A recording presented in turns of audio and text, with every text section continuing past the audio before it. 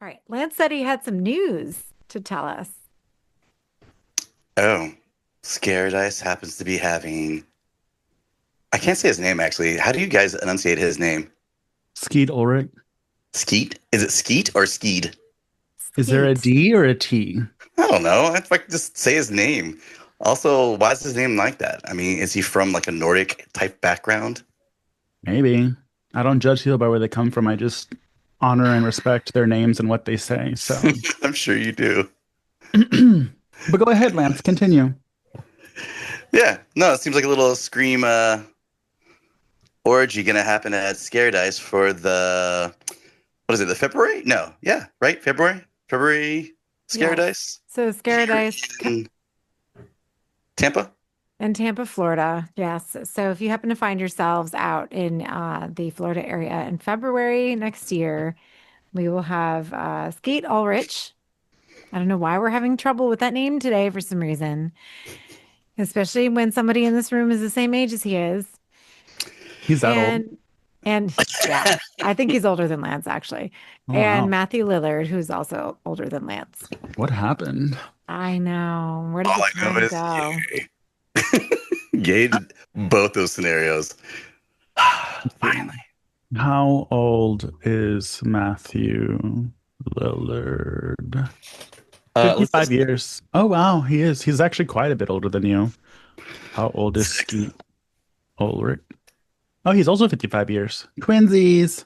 Twinsies. So I will be standing in between them in my little sandwich photo in February. Your Eiffel Tower photo. Yes. Jesus Christ. Who would you want behind and who would you want in front? What's your Oh my preference? God. Oh, that's a good question. Is it? That's a very good question. I'll Mikey, probably you do first. Ski in the front and Matthew in the back because even though, Matthew did get hotter with age, but I'd rather be looking at Ski. I'm trying to remember. So the picture that I have and everything, who's behind? Oh, Matthew Lillard because Matthew he's like Lillard. behind, yeah, because he's taller also. Okay, so Matthew Lillard in the back, Skeet Yeah. in the front. Me, oh my God, we're the same, Lance. Ah, twinsies. What about you, Lance? Lance is like both at the same time DP, like stretch Make that them work hole for wide it. open. Goddamn. You're absolutely right, Mikey. Make them work for it. Mm-hmm. Absolutely right. I can't That believe. truffle butter schnapps, you know what Oh I'm my saying? God. Well, welcome, folks. It is another episode of our Thanksgiving family friendly amazement of all things scary, spooky, would you say, slashers. We're a family. We're a lovely family here at Slashers. We like to do things all together. We like to do things not together. We're just one of those kind of families that want to do scary, murderish things.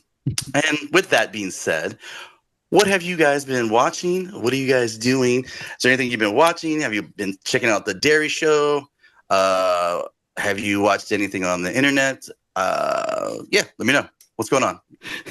So, as far as things seen and unheard, I really wanted to go watch, what was I going to watch? The Shelby Oaks, but I just Mm. haven't had time. Still really excited to watch that. Haven't watched it. Reading a stupid werewolf book. As far as like watching things, I haven't seen the secondary episode yet. I need to. Pretty much my list of things to tell you is things I need to watch that I haven't seen yet. Yeah, Um, they're already on the third episode too, so you're definitely getting behind. yeah, and also I hate to say this, but I'm also like not super pumped about Stranger Things, whatever season it's gonna be. I'm So just November like 26th, right? maybe. I'm pretty sure it's November 26th, if I'm not mistaken. I think that's Oh, when it premieres for this month. oh, let's just take a look. Oh, I'm excited. How come you're not excited, Mikey? I don't know. You don't like the commercials they've been using for the insurance? With the stupid thing where they keep calling the insurance lady. I think it's insurance or whatever it is. But like they have each of the characters calling them up and going, yeah, can I get insured for music and tapes and like headphones? And she's like, yeah, sure. No, You've I not seen haven't seen. I haven't even seen like the actual the trailer? trailer for the season. I'm just Joe. he doesn't listen anymore. Um, So it's I don't know, it's just I've been severely slacking. Yeah. Mm. Was it November 26th? Yeah, so volume one comes out November 26th, which is 4 episodes. Volume two, Christmas Day, 3 episodes. So while we're taking tequila shots for Jesus, we can watch Stranger Things. Oh, go ahead, Eight. Oh, When and you're the no problem. And the final episode will air on yours, December 31st. Mikey? Oh wow. Bringing you to the um, new year. Did you see the memes already that are saying as if they kill off Steve, they're like, if you kill off Steve and start off my year on a bad note, I will fucking flip. So I saw a video of a guy talking about their bicycle lights and the last season with Eddie, all of them were on their bicycles, and Eddie's bicycle was the only bicycle that had the light lit up or whatever. And then in the new poster, Dustin's light is lit up. so who's And next? to be quite honest, I don't give a fuck if Dustin goes. So there's that. I Wow. don't really care if any of them die, honestly. Like, yeah, I'll probably cry or whatever in the moment, but I don't know why I'm just not really invested in it right now. Because it's taken too goddamn long. And the kids are freaking almost a bunch of them are in their 30s now. Like we've been watching this for A bunch of them. way too long. Yeah, like Yeah. Steve and Nancy and her, pale boyfriend, they're all in their 30s now. Yeah, but what you've gotten mad because here's this thing is about this Oh, and is Vecna is my age, everybody. God, My Jamie 55. Campbell bar. the His thing birthday's is this month. if this would have happened where they just got it all done, or maybe they didn't do any well or whatever, you would have had your like our version of the Goonies for later on. You know what I mean? Like because like everybody wished the Goonies would have gotten a second movie, and like, also they're getting one now finally, but they're all older. You know what I mean? So we get the event to actually have them slightly get older, but still, get a finishing story. They're still teenagers. They're not even like the bunch of them are in their 20s and they're playing like eighth graders. Yeah, it's like Land Before Time. Those So, dinosaurs were way older so in all those movies. I mean, and I don't mind that, but like, I just don't understand why we have to drag it out for so many years because, like, it's really hard. Like, I am actually have to go, and I don't even have the time for this, but I'm going to go back and rewatch the last season because I'm like, I keep forgetting what the fuck happened. Like, all I remember is that one song and my dear Eddie, and that's it. I don't know what else happened. Like, I was listening to Joe and Sally's episode on it, and they're talking about all these things, and I'm like, I remember none of that, none of Yeah. it. You don't So. remember the redhead dying, or maybe dying, or you Yeah. never know. Well, yeah, I remember her Oh, floating in the air, all that shit. yeah, Yeah, and her Chili or little whatever walk, her name is. her Walkman song, or what? Well, the cheerleader was in the air too, right? Yeah, Definitely. that's how Vecna killed them, and then he made all their joints go the other way. That was cool.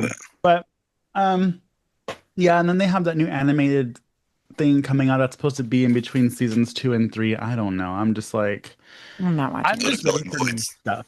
I'm just ready for new stuff. No, as good as that stuff was, like, just give me new stuff, please. Well, I watched a new show. Mm. I actually started something new. I against my will, but it was on, so I'm like, whatever. I'll just Did pay you not attention fall to asleep it. halfway through I it? Is that what you're telling us? No, I didn't actually. I almost did. I was very close, but I started this show called Pluribus. I guess it's new. It's Mm. got the chick from Better Call Saul. And it came out, yeah, it did come out. It came out this month, November 7th. So it's brand new. It's on Apple TV.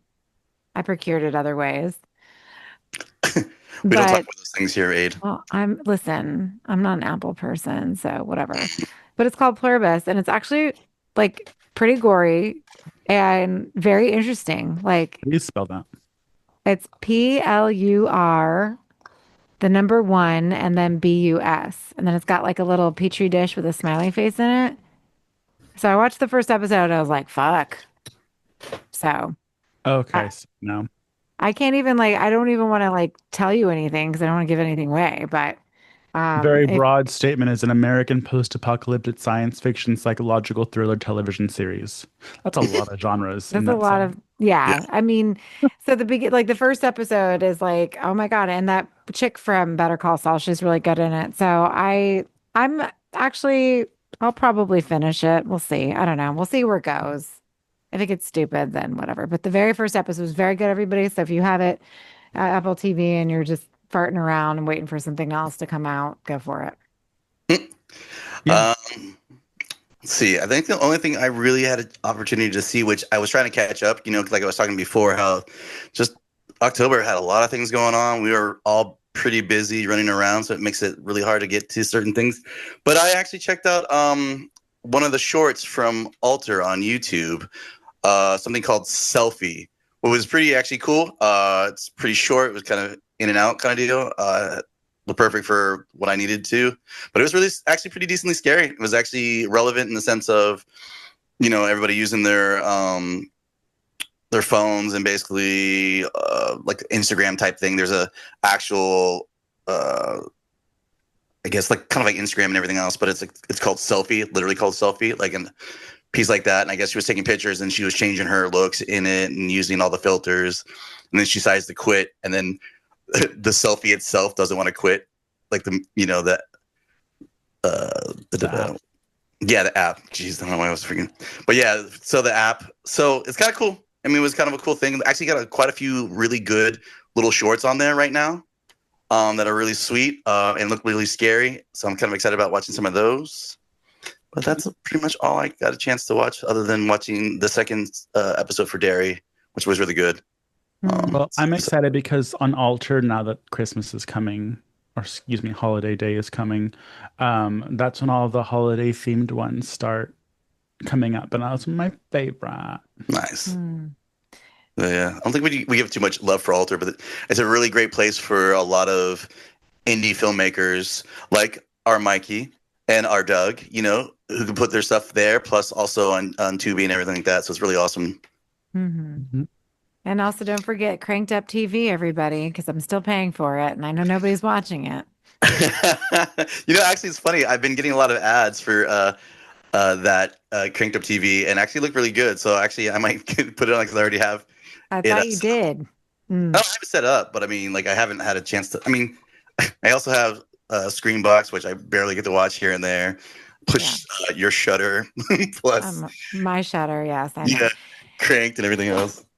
And the thing is, Shutter had so much good content for Halloween. And do you think I got like even cracked any of it? Probably a Yeah, and couple I of feel like things I they just watched. released a new thing that I thought looked interesting. Let me see what it was. The Greg Nicotero horror makeup show looked really good. I forget what it's called, but Oh yeah, I've seen that a couple times on your thing, and like I never hit it because I'm like, I know I want to wait. watch it, but it's like I gotta, I have to like I had to finish Halloween Baking Championship. I had to finish Halloween Wars, which I Mm, finally did this weekend, so I got those out of the way. I'm very disappointed in Baking Championship, but I'm not going to spoil it because Lance isn't done.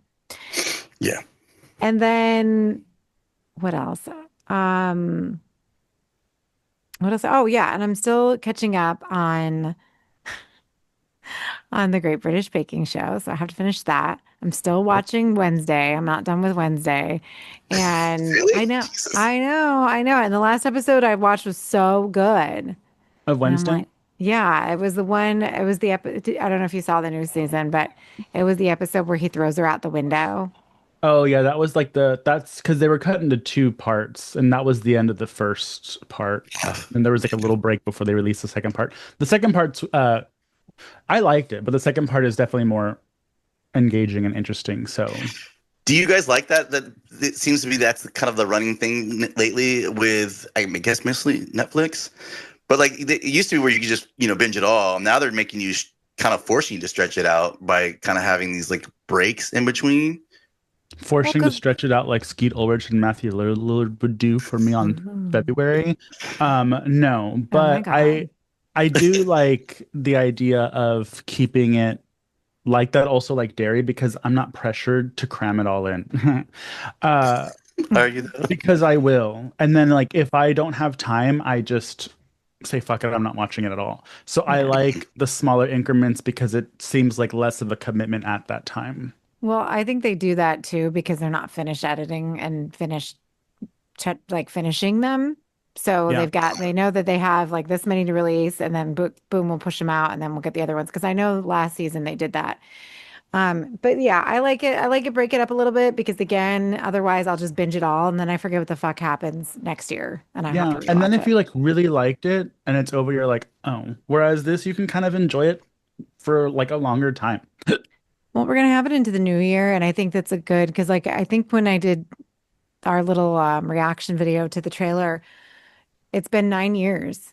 9 fucking years. So, it's like we have literally spent an entire generation, Too of much Stranger Things. time to watch Stranger Things. Yeah. So it's gonna be bittersweet, and I think that it's a nice little touch to have it on New Year's. So they I give me an hope they all excuse to die. go home early. I hope they all die. And the Shudder exclusive that I saw that looked kind of interesting is called Abraham's Boys: A Dracula Story. Ooh. So it's two Oh, Okay. sons dig into their father's history with Dracula. So oh, we talked about that trailer before on a trailer park episode, actually, because I think it's Van Helsing something. I don't know, something to do with Van Helsing too. Or am I talking about? Yeah, that's Frank. That's Dracula, right? yeah, Van Helsing is That's- Dracula, but I don't know. I feel like I would have remembered it if we did. Yeah, Uh, kind of same here, actually. It's No, like, we did, and I think one of you talked shit about it. We'll have to revisit. If you're a Patreon member, let us know who it was. yeah, if you pay attention to Patreon, please let us know I because know. we But I there's so much good content. But I pretty much have my top 10 list solidified, I think, for this year. So I hope all of you already. listening. Yeah, I mean, there's been so many. I actually watched a lot of movies this year that I enjoyed for a change. So there's that. 2025 was a decent year for horror. Oh, no, it's not making it on the list. what? Forgot what it's called. 20 years later. 20 Oh, years later. Yeah, 28. Lance knows. I already knew because the second he goes, he's like, I Yeah, know it's not gonna happen. yeah. Well, and That's great. yeah, I don't think it's on mine either, to be honest with you, because if I have to bump one, that would have been one of them. So I don't even think I put it on yet. I saved the list on my phone, but Well, a segue to that, folks, is our movie that we're doing today, which is going to be Frankenstein from 2025. Mhm. Yeah, directed by, actually written by, and screenwritten and produced, all by Guillermo Del Toro. So, Um, look at Lance yeah, trying I to don't speak know. Spanish. I don't even know what to say because I mean, right now, I mean, it is probably the most watched thing that's been happening right now, movie wise, that we've done in a long time, and done it like pretty much right after it came out. So instead of me just going through the whole story, just because maybe some of you haven't seen it or not, we're just gonna go right into the idea, some of the storyline ideas of this movie, which is basically how close is it to the book? How do you guys feel it? I have never honestly read the book. Uh, Shocking, I know, to no one. But I know Aid has. Mikey, have you read the book? No, I haven't.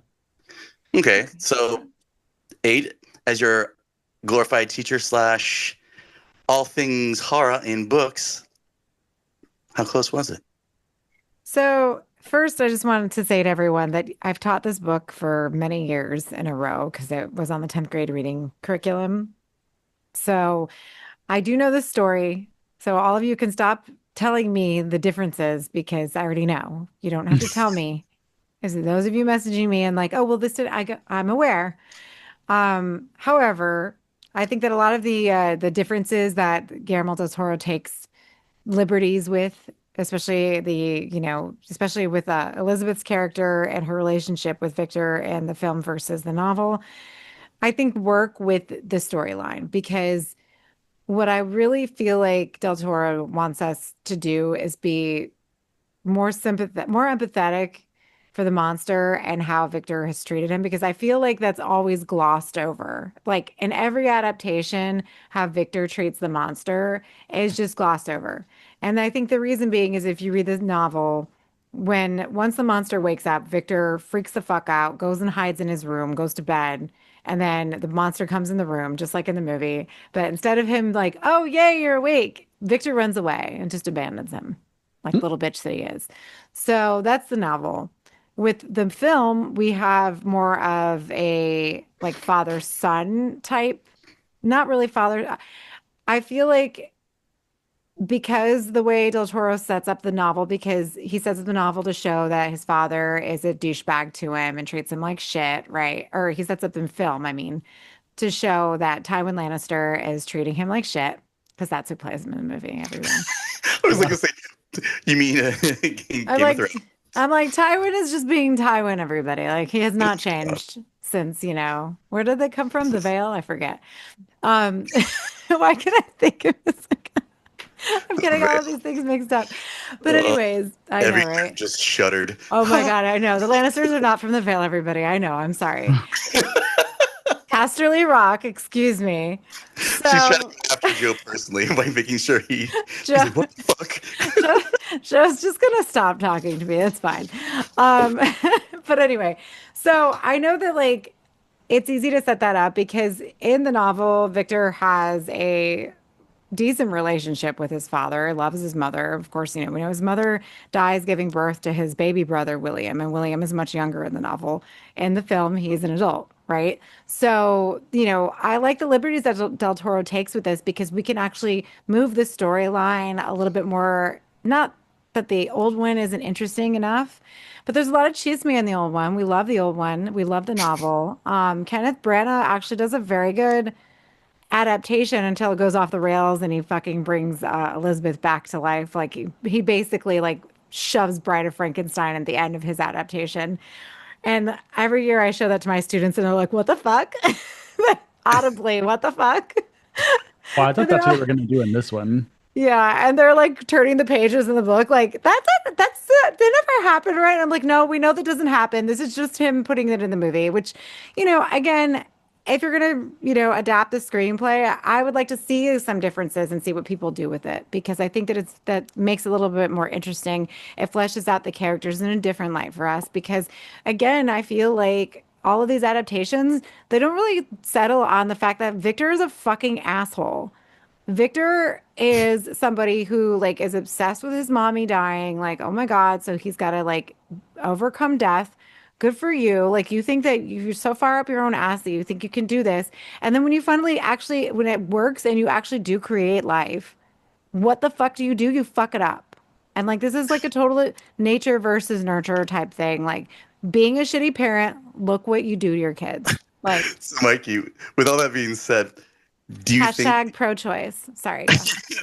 do you think that it matters the fact that he made the brother older? I mean, because you're basically giving us the facts from the books, but hearing that, do you think does it matter? Did you like the fact that the brother was actually an entity that was not in the book, but for the movie in this situation was good because of how they play that with the Elizabeth character and everything, how they bring her as being his fiance.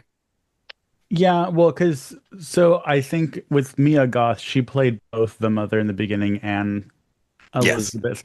I don't think was Elizabeth in the original movie Yes. So because that's all I Elizabeth, have to compare it to, and I don't remember her in the original Yeah, movie. I think she which was she the actual Victor Frankenstein's actual fiance, correct? well, so in the are we talking about James Wales from Yeah. 1931, Frankenstein? Yeah. So that is they named Victor Henry. So everybody watching my video was probably screaming at me, but I don't care. He's still Victor. Like why we changed his name, I don't know. I can't remember if her character, why don't we just look it up? If her character's name is Elizabeth in the movie, but just like they also take that out too, because in the 1931 version, I can't remember, she is, Maybe they called her Victoria just to she's make it not, funny. yeah, she's Lady Elizabeth Harlander. Am I looking at the right one? No, this they just, why did 2025 put, I'm like, what? No, that's not it. 1931. I put 1931, bastards. Well, Anyway. it's probably like 2025 is the only thing going on right now for everybody. Well, okay, yeah. So her name is Elizabeth Lavenza in the film. So yes, she is Elizabeth in the 1931 adaptation. However, again, like I said, I can't remember in the 1931 version if they show the fact that I think that probably one of the reasons, maybe I don't know. I'll have to ask Guillermo, friend of the podcast. Please come, please join us. I love you. But having her as the fiance of the brother, making the brother an adult, because in the old one, in the novel, Frankenstein or the monster kills the little boy. He kills the brother.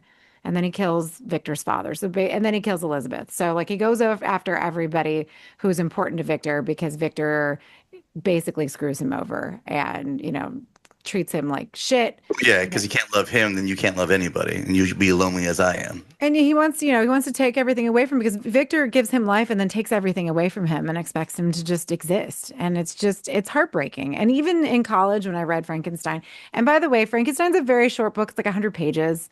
So if you haven't read it, just go, like, it's public domain, I think now. I think you just get it for free in your Kindle. Just fucking read the book, everybody. Like, I'm tired of the shit. Shots fired at me It's and an Mikey, by the way. it's an easy read. It's a quick read. It's really sad because in college, literally everybody's looking at me like I had two heads. Of course, I open my stupid mouth and I'm like, does no one feel sorry for the monster? Like, does not anyone in this room care that he's being treated like a horrible shit? And like, I'm just getting so upset. And my professor, like, who was obsessed with the Romantic period in literature, so we were all about Byron, Shelley, and Keats, and Wordsworth, and Coleridge. And she's like staring at me. Not that any of you know what I'm talking about, because I know you guys are not English majors, but she's just staring at me like, you really need like a hobby. But anyway. And I'm glad I never got one because now I'm in love with the creature. I'm still in love with the creature. So there you go. What do you think because of the fact that in that time frame, because it is a creature or a pet in the mind of Victor, that's why, because I mean, if you think about it in that time frame, that's how pets were probably treated. I mean, you're as loyal as you can be until you do something like bite your owner or in those same ideals. So when the second that the monster did those kind of things, it makes sense that he goes, oh, it's a failed experiment. It's a fail this. It wasn't all the things. And even in this version, when he can't say anything more than just Victor, like he's like, and there's at that point where we're watching it where he's at begging, goes, say anything other than Victor. Give me anything of some kind of fluid mind thoughts or anything of that kind of nature. And yet he couldn't do it. And he thinks, yeah, I brought you back to life, which you would think that would be enough. No, well, exactly, because nothing is enough for Victor. Like he's never going to have what he wants. He's never going to have enough, right? Like, and even in the film, it shows, his want for the fact that he wants Elizabeth, knowing that Elizabeth is engaged to his own brother. And in the novel, Elizabeth and Victor are together, but the issues that we always have, and I always have with my students, because they're like, ew, is that Elizabeth, they're not blood related, but Elizabeth is raised as basically like she's taken in by the family and raised as his sister. And then they're engaged. Like they fall in love over time and become engaged, which I find very strange. But I wonder if that's a nod because Lord Byron was fucking around with his half sister too back in the day. And, Percy Shelley and Mary Shelley spent a lot of time with Lord Byron. So I'm wondering if that's like a dig at him because I feel like, yes, we can quote Lord Byron for this film, but Lord Byron, he's so problematic. I've written so many papers on I love his poetry, but he was a nutbag. So, when people romanticize him, I'm just like, okay. I mean, apparently back in the day he was cute, so he got away with it. That's Okay. too. I mean, Red Flag City, but you know me. I do have a question. Was Igor in the book? No. Igor is James Wales. Because I didn't know, and I was like, I feel like they're kind of setting up the little brother to be kind of like Igor, because even if he wasn't like, Igor-esque, he was the one doing like the helping and getting things done for him. A little bit more on key with everything getting done. Well, and that's what I noticed Del Toro had wanted to do was bring in elements from Bride of Frankenstein and James Whale's first Frankenstein, obviously. So we do see elements of like Harlander, Christoph Waltz's character sort of not resembles, but mimics, the Dr. Pretorius character from Bride of Frankenstein, right? Because he's like egging him on and wants him to do these things. But I love that he made Elizabeth more than just a background character because in the old adaptation and even in Kenneth Branagh's, like Elizabeth is just sort of glossed over. But in Kenneth Branagh's version, she dies in the best way. Like it was so good. And okay, but let's talk about this a little bit here now. In Del Toro's version of it, you got her, let's see, she's engaged to the brother. Mm-hmm. Then Victor, the other brother, the older brother, decides to A he's into sexier her. brother. I mean, let me say, Victor is hot as fuck in this one. But anyways, continue, So, Lance. so then he's interested in her. She shows him a little bit of care, and then technically, by all means, his son, the monster himself, she finds herself attracted to him. So she went from one brother to the other brother to the son. I That don't pretty think much that right. she actually was attracted to the brother though, or because she kind of insinuates that she's not really into the little brother. She just kind of has to be. Right, And Hmm. like then it's a when must. she even and then she's kind of stuck there and she sees Victor, and so I guess she's kind of like, oh look, something to kind of give me the attention that I like. And then she sees the monster or the creature as he's credited in the new one, and she kind of treats him like an insect, which is her Fascination. yeah. Yeah. Yeah. I mean, and And that's another thing they said that they used in this movie was with her dresses in this particular movie, where Del Toro wanted to kind of like focus on those her, kind of things. yeah, her dresses, her gowns, her outfits mimic like Mother Earth. They mimic the earth and like, nature and everything. Caring. But They yeah. also mimic Crimson Peak, the whole thing. Oh yes, it was very Crimson Peak. Yes, Yeah. Mikey. And so, which it's interesting that and we'll go back to what Lance was talking about in a second, but I was listening to another influencer this morning and he was bitching about it because I find a lot of men hate this film. I don't know why. I mean, all of you need to suck it up, Buttercup, and just get over it because, I'm sorry you're not as tall as Jacob Elordi. I don't know what to tell you. But a lot of men are hating on this film. And one of the things that the influencer was bitching about was the CGI. And I'm like, yes, I didn't notice that there was CGI, but it was nothing like super overt. I don't think it was mostly like when Victor was dreaming. Maybe some of the monster was a little bit CGI when he had to do his like, superhero shit. But um Well, I hate to tell it that was guy, but it, like yeah, legitimately, I watched the making of this, and legitimately, the only time they do CGI, which is what they like show on here, was they use 3D modeling for the actual castle slash laboratory. hmm. And when they blew it up, they just enhanced some of the actual blowing up factors of it. I think some of the wolf scenes, because obviously you're not trying to actually do that to real life wolves, because they actually had real life wolves for those scenes. And some of the other scenes where he's actually punching them or obviously ripping them in half, you're not going to really do that. I don't know how much of that was maybe practical, but some of it wasn't. Yeah, And I mean, it's expensive CGI, but the animals did kind of bug me because even though it's expensive CGI, because like it looks good, you can still tell like the deer when he's interacting with the deer, and even the butterfly in the little cage and stuff. I'm like, oh, this is very. But also, I didn't know if maybe he was doing it on purpose to because he likes to have like an elevated sense of reality, almost like a dreamlike sense to things, Yeah, and and that's it what I kind of was. plays on that. That's it's more of like his aesthetic and his approach, right? Yeah. And also too, I feel like Crimson Peak has way more CGI. So like, if you're gonna bitch about a CGI film by him, then yes, Crimson Peak would be the one. But even in Pan's Labyrinth, which is like everybody praises that movie, and I stopped it at that one scene where I thought the Nazis were gonna catch her, and I haven't finished it, so I don't even know what happened. They did. That's what I'm Just saying. so Like you know, they do. I have so well, much anxiety watching that movie. I'm like, I'm done. I thought this was to be a kids horror movie. Like, what the fuck? okay, So, so let's talk about that. The fact that you think it's just mostly men hate this thing, but do you feel because he made it more of a father son type scenario, and it's more on the ideas of where Victor is coming from his end, and where the monster is coming from his end. Did he kind of take away the actual horror or the creatureness of the monster creatureness of this movie of Frankenstein? I think that because it took a while, and I don't know if I'm still. I mean, I love the movie, just to put it Yeah, out same. there, but I'm still indifferent on how I feel about Jacob Elordi's Frankenstein, and not necessarily his fault. Like, it's the look and everything, because he kind of looks like an engineer from Prometheus, which yeah, is funny because I was isn't thinking the the same thing. Yes. isn't the book called like a Prometheus murder or something like It's that? called The Modern The Prometheus. modern Prometheus. So, but what is he like in the book? So in the book, he's pieced together. He has yellow eyes. So actually, the monster would look more if you have seen Penny Dreadful Uh-huh. with your boyfriend Mikey, Of Mr. course. Mr. Hartnett. Hmm. The guy, the depiction of the monster in Okay. that show is the closest to what Mary Shelley describes in the novel, in my Okay. opinion.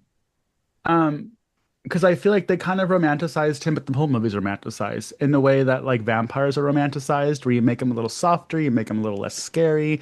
But he is scary in the beginning when he's ripping people apart, and like when Yeah. he's like going on his rampages, he is scary. But he's a little less, besides when he's not doing that. I was thinking about when we reviewed The Brood, and Lance, you were on your soapbox about how these little kids are so strong. I was kind of like the same way. I was like, am I supposed to believe that he's this strong? Because he's a tall, tall man, but he's also very thin. Um, and I don't know, I it's I interesting. mean, well, what I did you think about the wonder, speaking regenerating of the thing too? brood, what? Hmm? I said, what did you guys think about the regenerating thing too? Because that's an aspect you don't think about when you watch Frankenstein. That like when he blows him up, or he like like he can't die. I mean, Well, that's there's an aspect that you don't really get in the regular movie, because you're talking about blowing dynamite and all this other stuff, and the aspects that you don't think about in the movie or the book probably well, either. But the fact that he's able to, he has blood, but like technically he's from a corpse. So like, how's he bleeding like that? Then if he is bleeding like that, he's not bleeding out, but then he's also now he's just regenerating like fucking Wolverine. Like that's insane and different. okay. Well, in the adaptation for James Whale, I mean, obviously he survives the explosion, right? For that's how we get Bride of Frankenstein. I don't know. I mean, I think it makes it more heartbreaking that he can't die. I think that's where we're getting from because like I think it just makes it more heartbreaking that he can't die because literally he's alone and he's going to remain alone because people are always going to look at him and be scared of him, right? Like the only Right. person who shows him any empathy is a blind man who can't see him because he understands like he can feel that he's distraught and then he's hurt and he needs help and and it's just it's human nature, right? We see something that we're afraid of and we freak out. We don't necessarily look at something which, Mikey, to your point earlier with Elizabeth treating him like one of her insects, because most people would recoil when they see an insect. Like most people would see a spider and like kill it right away, right? And Yeah. so, she sees it and finds the beauty in his and the beauty in how he's created, right? Because she accepts him for what he looks like. And I think that I love the fact that Del Toro delves into this because though these themes are touched on in so many different adaptations, but they are never like really fleshed out, in my opinion, because at the end we're supposed to look at him as a monster anyway. Yes, we could feel sorry for him. Yes, we can be pissed off at Victor, but I don't even think Mary Shelley does enough to make us feel like the monster is, made like it's not his fault, right? Like it's just Like how he he's wasn't as sympathetic in her version. no, because eventually he it's fucked up what he does. He murders Victor's little brother and then he blames it on Justine, who's the maid in the house, and She did. frames her and they fucking hang her. They kill her. The Oh village yeah. grabs her and kills her. Yeah. And so, and like the monster's like, haha, right? So I don't know if he's haha, but like just devastating. And I feel like once he starts getting a little twisted, then when it's easier for us to not see the fact that, he was created and just like so many people who are born into this world to like shitty people and just treated like shit and abused their whole lives and they become shells of themselves, and not everybody, I know some people are able to overcome it, but this is a whole nature versus nurture type thing. Victor is treated in this film like shit by his own father and in turn does the same thing, and it is 10 times worse to his own creation. And Yeah. why is that? What compels us to treat other people this way? And I think it's more of a character study. And that's why I love the film so much because I feel like we're able to see everybody. It's not even just the creature, it's not even just Victor, but we're able to even like understand where Harlander is coming from, like why Christoph Waltz is like so obsessed with this. And even in the beginning, like when he's bitching about the peaches, like it's just a funny little anecdote, but it's a great like addition to the film. Okay, I'm Yeah. rambling. Was that Mia Goth's uncle? Yeah, so he was their uncle, Elizabeth's uncle, and again, this is not a character in the book or the whatever the other films. But again, I think he just mimics, you Yeah. know, I Pretorius. would like, if Lance allows, to talk Mm. about the violence and the gore of the film. Ooh. Because I was not expecting this caliber of brutality. The girls were with me through some of it. And you mentioned hanging the maid. And in this adaptation, they're hanging a bunch of people in the streets when they're Mm. looking for their body parts. And Mm. at first I was like, oh no, the girls are here. Because it's brutal, but I was like, but they used to just do this out in public. Like this Yeah, was like if we were living back then and I was walking with my kids down the street, you would see that. Yeah. And it was just fine. it's a And form of control. I mean, that's how they would control the population. It's like, hey, don't do these things. This is going to happen to you. I mean, Well, it's basically like news, like when we find out about something about like the police doing something or whatever the case might be, uh, legal or it not legal or unjust or just, you know what I mean? It's it was a there. form of entertainment. All those people yeah, there who were watching were having a good time, and then everybody else shopping and stuff. It was just yeah. another day for them. Because I Mm, can see it being like an example, but also ever since the Roman Empire, like we congregate to watch the death of others. It's been a Yeah. sadistic pastime of ours. Now we just do it with fake people on the TVs, um, Mhm. and Well, a clear also, conscience. and also too, Mikey, you have to think like at the beginning, like we've seen this before. We've seen this at the beginning of Hocus Pocus. Yeah, Okay, we see this at the beginning. What is that? One of the Pirates of the Caribbean movies? How fucking sad that beginning scene is with the little boy singing and yeah, they just hang everybody. I'm like, what the fuck am I watching? But they when do it you're, a couple times. when you're a kid, like now as an adult, I'm watching Hocus Pocus. I'm like, oh my God. And yeah, like when I'm a kid, I didn't really care. Like, I don't know. yeah. Maybe I didn't understand what was happening. I don't know. But I also mean, too, that scene in the movie, they gloss over like it's funny. It's a funny scene and it shouldn't be funny. Yeah, because they're like shopping for body parts before they're even dead. yeah, And the Exactly. guy's like, you're lucky you're being hung because you have about a year left to live with. I forgot what he said.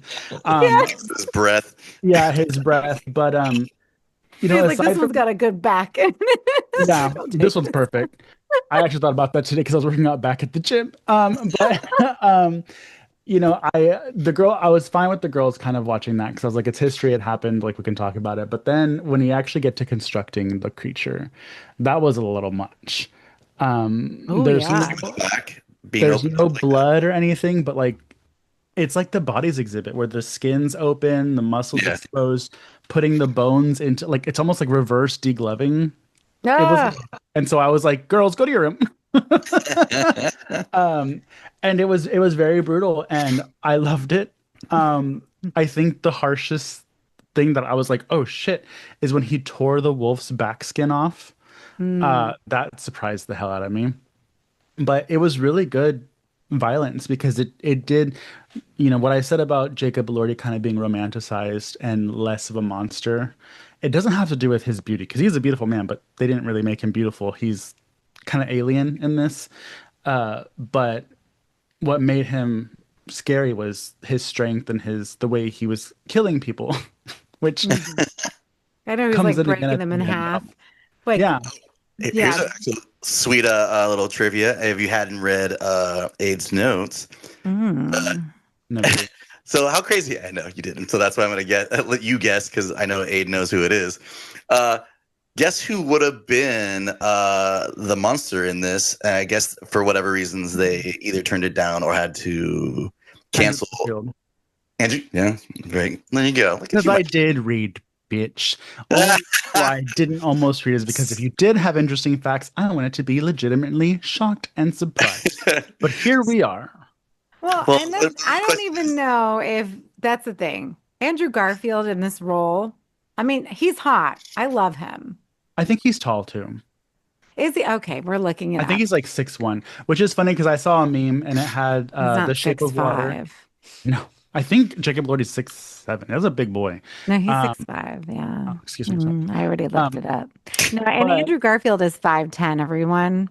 oh, is Hmm. he? Well, then they would have given him they would have brought the OG shoes back from Frankenstein because I saw a meme that had the creature from The Shape of Water and the love interest, and then Mia Goth with Jacob Elordi in their Frankenstein scene.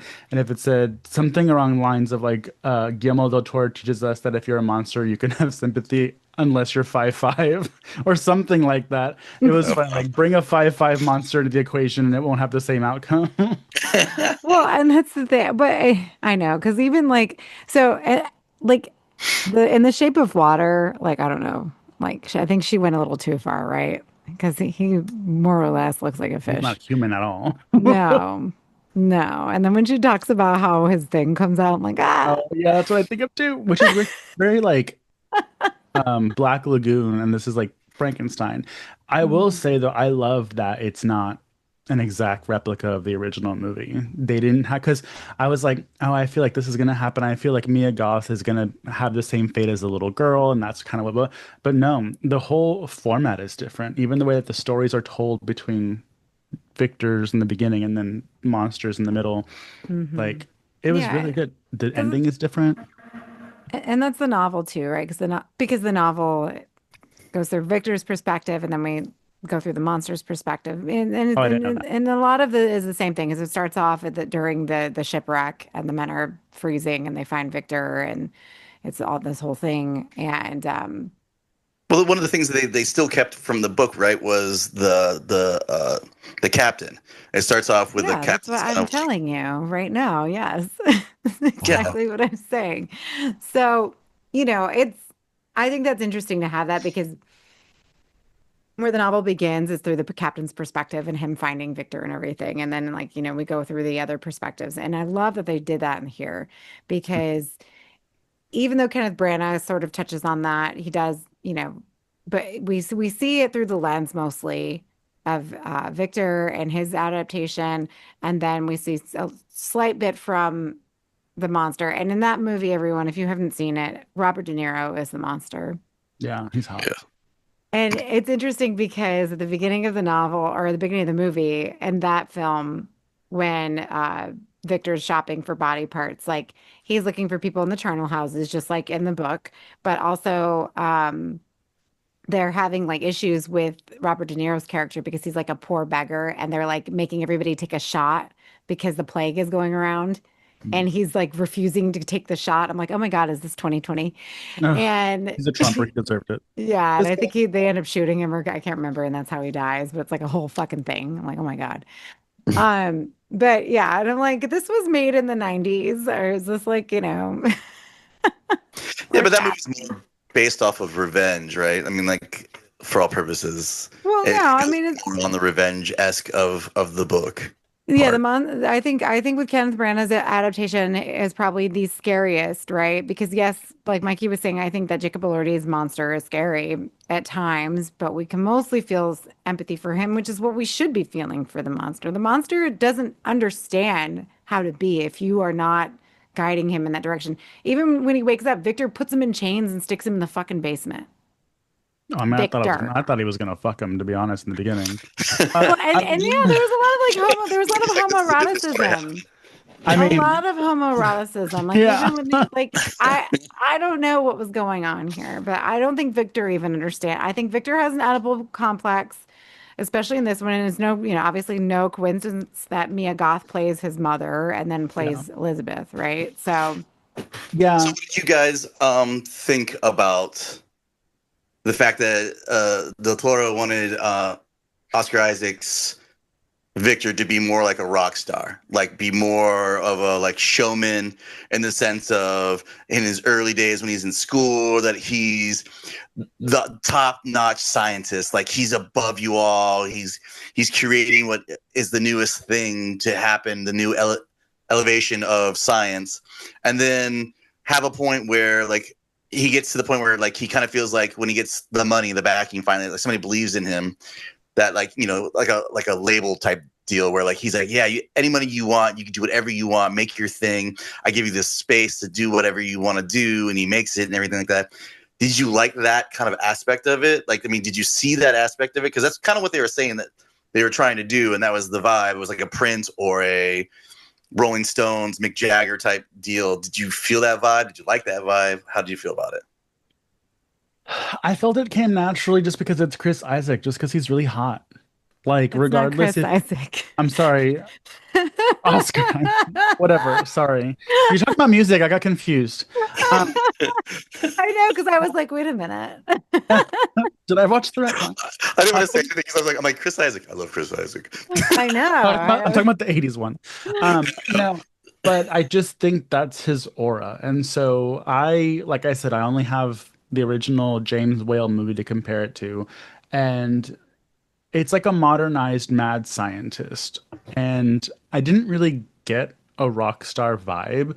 I mean, I guess maybe like if you go more towards like the spoiled brat kind of like Mm. never satisfied, always wants the next shiny thing.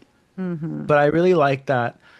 It was a nice way that if you weren't grasping that he's not a good person, that Elizabeth's character was there to read him down every time she got. So you're like, oh yeah, he is like that.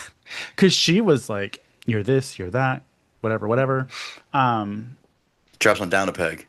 yeah. And I will say it is strange, and this isn't her fault, to see Mia Goth in a role so demure because I was watching it the whole time and I was like, Maxine would never.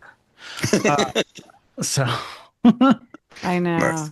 Pearl Well, would never. she's very good at, I think, switching up Oh, like she was great, but I still in have that films. in my head of her just being a boss ass bitch, whether she's in the 40s or 80s. Yeah. I mean, because and they did a jump because I know that the novel is written in the early 1800s and they start the book off at or the this movie off in 1857, I'm gonna say. So they kind of like I guess base it around the Crimean War from what I was reading. So I'm like, what war do they keep talking about? Because I did not live there. And so I had to look that Lance. up. Lance was there. He was This just was being on the born. battlefield. Yeah. But yeah, no, I just think that having her there to kind of because the whole rock star aspect, I get it because he's an asshole. Like he does not take anybody else's word for anything. Like at the beginning, they're arguing with him because they're telling him, you know, God is the only person who can decide who lives or dies, and they're watching this abomination like squirming around on the thing, and or what they perceived to be an abomination. And then I kind of felt bad for that because like Victor takes the plug out and just dies. And Yeah. I'm like, what the fuck, Victor? Like you can't even let that thing be happy with its little ball. So like, and this is my thing is that, So, I think he's more of like if we're gonna talk about it, he's more like an Axl Rose or like a Vince Neil, like an asshole, like a fucking asshole who, ends up fucking up his life and then blames everyone else for their problems, which is exactly what he does. Every time somebody dies, he blames the monster, and he's the reason they die. well, yeah, but I mean, means to a way. Like, I mean, his thing is kind of like how rock stars are perceived, at least in a certain time frame, like you guys were kind of talking about, like in the 80s, is like, you know what I mean? It's like, I get what I want. I don't care who I fucking hurt in the melee of the waste of how I get there. It's like, I want this. This is what I want. I don't Oh, care. and then when he tells Mia Goth what you did to me by rejecting him, Yeah. Yeah. please go get syphilis. Lance, tell us how bad syphilis was back then. I have no idea. Apparently, it does a lot to you back then. I didn't realize like syphilis was the whole thing. I But know. For isn't that what they had in A Farewell to Arms? So I know that I it's know it's all over the problematic. Oregon Trail is all I know. before certain drugs, you know what I mean, that we have, you know what I mean? It's kind of crazy to think about that. Like it just takes fucking like the thing that you see in aspirin, and you wouldn't get syphilis in that sense, to Yeah, some degree. antibiotics. Yeah. Yeah, and if you haven't seen the movie and you're wondering what the fuck we're talking about, the uncle who's financing everything comes out and says he wants to be put in Frankenstein's body because his time is almost up because he has syphilis. Um, what did he say? One night with Jupiter got him. I got him a night with Mercury. No, A Lifetime with Mercury. One Night Yeah. with Jupiter got Yes, him a one night. lifetime with. Maybe it was Venus. One night with Venus got him a lifetime Mercury. Apparently, that he used Mercury for something back then. I know, I have to Which is look that crazy up because because Mercury is the reason why he looked the way he did. I mean, more Yeah. so than yeah, the actual. wasn't the mercury killing him and not the Yeah, fucking 100%. syphilis? I don't know, but So, Syphilis would have killed you and ate away your brain and all this other stuff, but the mercury did not help. well, I don't know. I think so. no. Maybe it's one of those things. And y'all, we are not a medical podcast. Do Yeah. not take anything we say for medical advice. Do not But go maybe it's one buy of a those things. thermostat. Yeah, maybe it's one of those things where like the mercury like was would kill it, but it also is like almost like what they do for cancer, where technically chemo Chemo. kills you, but because it kills the cancer. But that uncle, when he fell and he got a little knock knock on his head, Ooh. that That shit, scene. That was like I was like, that was like the worst head shatter I've seen in a movie. That was oh intense. God, it was so Dude. good. That was like probably one of the best scenes, like as in practical, because that actually is a practical that Yeah. they used in that. I mean, Well, not him yes. falling, but the gore. Well, yeah. No, well, they used an actual like person when he's falling, but they actually use a doll, like a practical effects doll, like actual thing. There was no CGI in that. I don't think. Maybe the blood. Maybe I don't know. But like they even show a scene where Del Toro's literally breaking the tile on the ground where his head is to make sure it's the exact kind of breakage he wanted for it actually hitting the ground. So that scene alone is as practical as it could be. Yeah, and I really like the way the blood would flow from the bodies. Like it's very unique because flooded, whatever. When it came out, it was fast, but it was like a maroonish crimson, no pun intended color. And that's just what I realized watching this movie that I love about Guillermo del Toro's horror movies, because if you see Pinocchio, it's not going to be the same. But he likes to marry like beautiful images with macabre, grotesque. Like you can mix the two, and And just that's be what he definitely enthralled did. by it. Yeah. That's what he did in this. And even in do you remember in Crimson Peak when they were smashing the dad's head on the sink? And because Oh yeah, like you get these Yeah. bursts of violence, right? It's like you don't you're not expecting it, and when it happens, you're just shocked. And I think that's another, like just a tremendous way that he is such an amazing filmmaker. Like it's he has classy gore. it is. It's just strikingly beautiful the entire film. And so and this is another reason why like I mean I get it if you just don't like the movie or maybe you're not a fan of Frankenstein, this is not your thing, okay? But to like continually hate on like I unfollowed like a Joe Bob's Briggs page today because I'm like they just kept making memes talking shit about this movie all day. I'm like, you have nothing else to do? Like, okay, great, you hate the movie, I get it. But like there's Well, like how could you like watch this movie and just say, "Oh, that was a shit movie"? Like, I don't yeah. get it. Because even I if mean, you when it think ended, I wanted to be like gay, but I still loved it. well, yeah, but I mean the just the beauty of it, the overall like depth of it, the like the how expanded this universe was. Like, I'm sure Mary Shelley, because honestly, Victor in the book did all this shit in an apartment, in a shitty little apartment.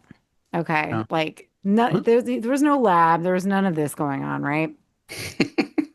But the visual of having that and Yeah. just seeing that and through Del Toro's lens was just incredible.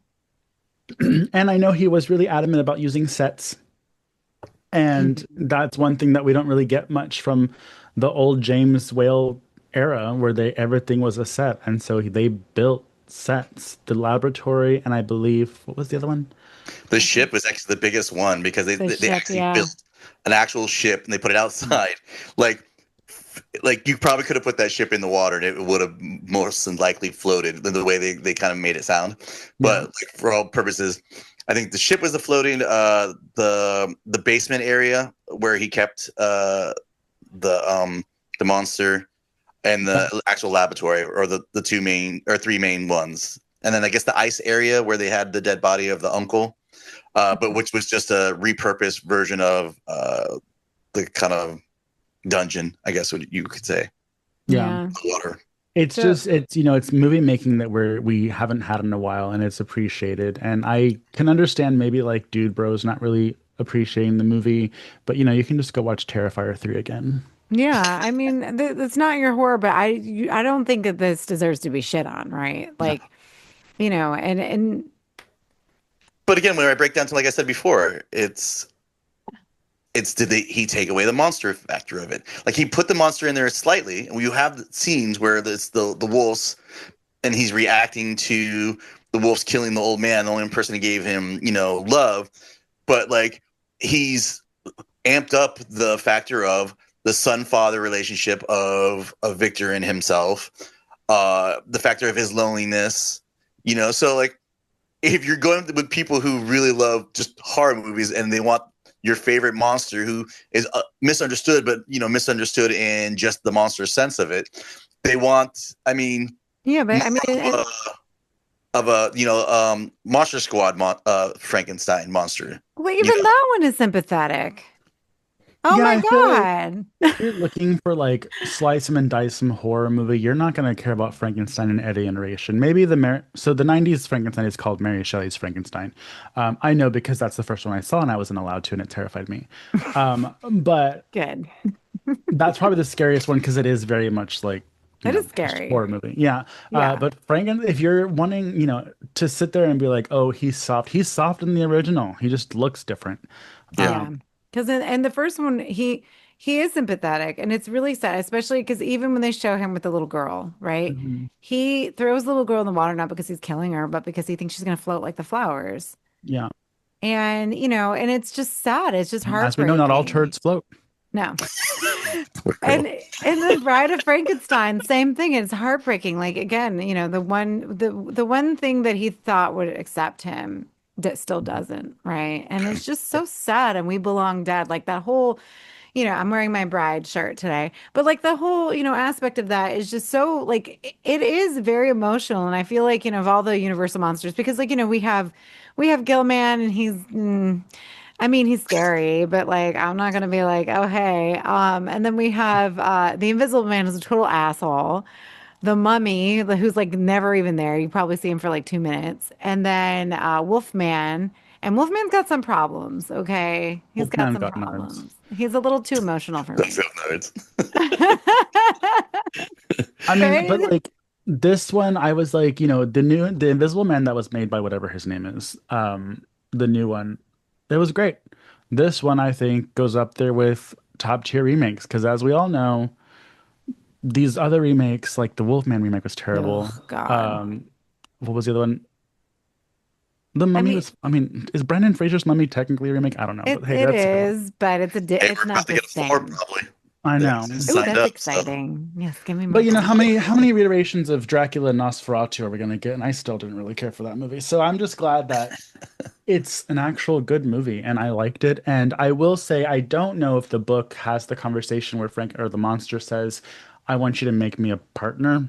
Yeah, he Um, does. He wants like a companion, and that's what he's yeah, threatening Victor. And he keeps killing everyone until Victor gives him what he wants, right? So yeah.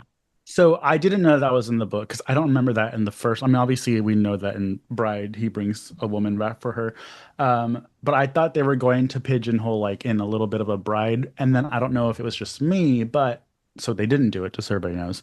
But Mia Goth's character, I think when she's dying, she's wearing like those arm wraps that the bride wears. it's yeah, an homage to the bride that he Okay, said. Yeah. because I and saw that he and I was like, and even his like the white streak in his brown hair, because Elsa Lanchester's hair is brown. Everyone thinks it's black, but it's brown yeah. in the black and white iteration, and like he's got the white streak, and I'm like, oh my God, like the bride. Ah. So what did you guys end up thinking, seeing how we're coming to the end here? Oh my God, I loved this fucking movie. It is literally, I mean, I can't stop thinking about it. I've been talking about it with everybody. I'm so glad that we decided to do it this week. I mean, it's kind of me pushing it to Lance.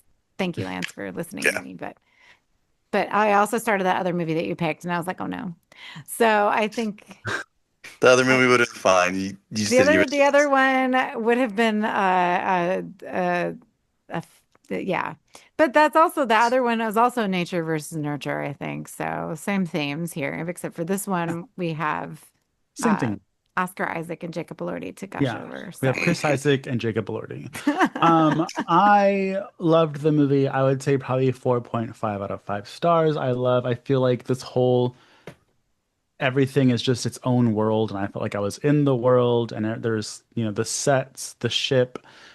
It took me on an adventure. It was a little long, but I cut it up into 2 nights, so I didn't really, but also didn't feel long because I saw the first half last night and then it was time to go to bed. I saw the second half today and it went by super fast. I remember pausing it, being like, "Wait, it seems like it's almost over." And I was like, "It is."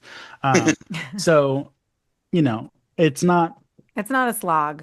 it's I not a don't think. slog, but you do need about 2.5 hours of time to watch it. But overall, it was great. Maybe I would have made him a little tint of green just to Yeah, pay homage. because he really did. When I saw a still of him, I'm like, oh my God, it looks like Prometheus. And I'm like, well, Prometheus is based on. Well, the funny part about that is too is I guess the natural thing because it was black and white.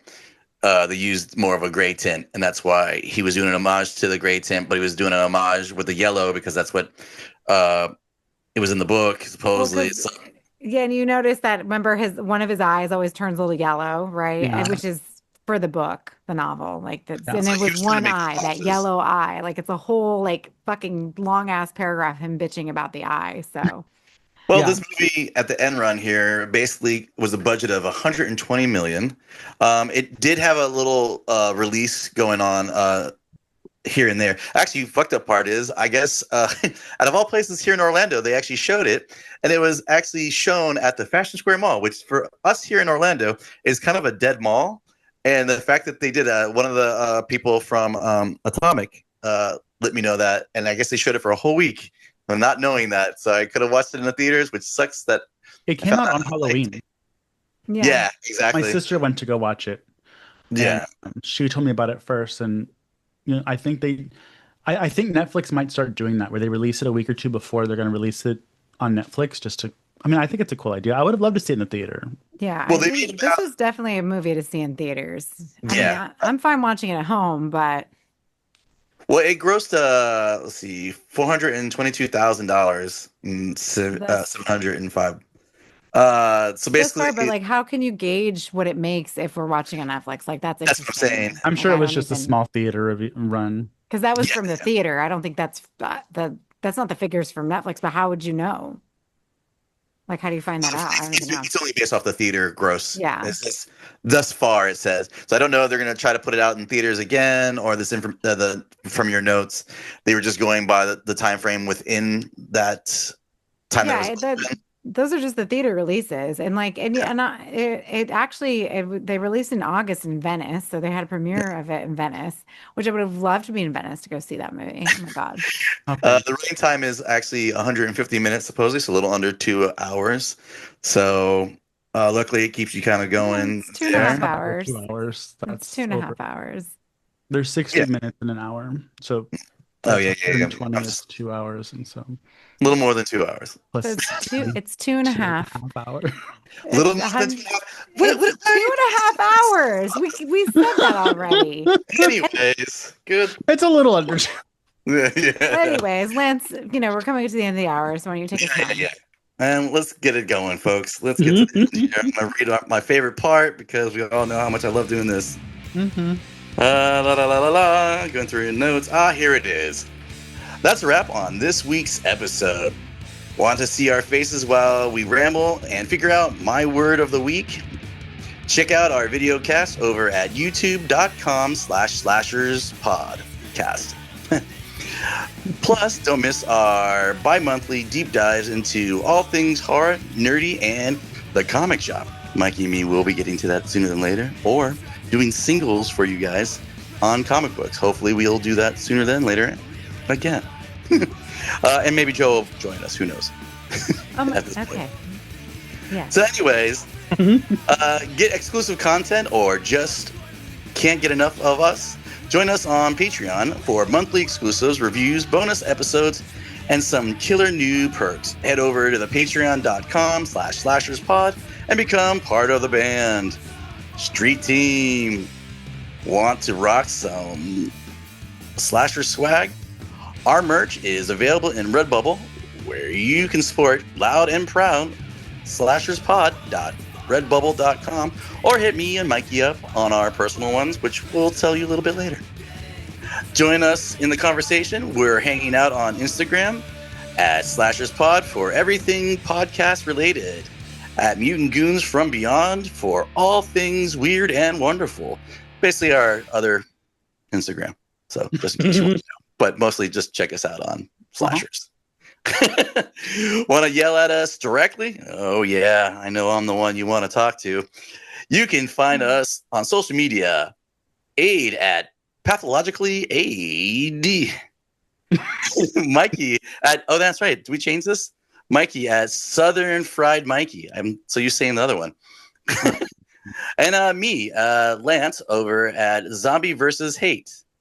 And if you can't figure out the devil box known as Instagram, then find us on Facebook. Come chill in the Mutant Goons from Beyond group for all the chaos. A big thanks to our amazing Patreons, Josh Gunn, Dinosaurs Will Always Be Awesome, Lorraine Ellis, Kevin Leamy, Vladimir Lewis, Leslie Thurman, Cam, my mom Gail, and Press Eject.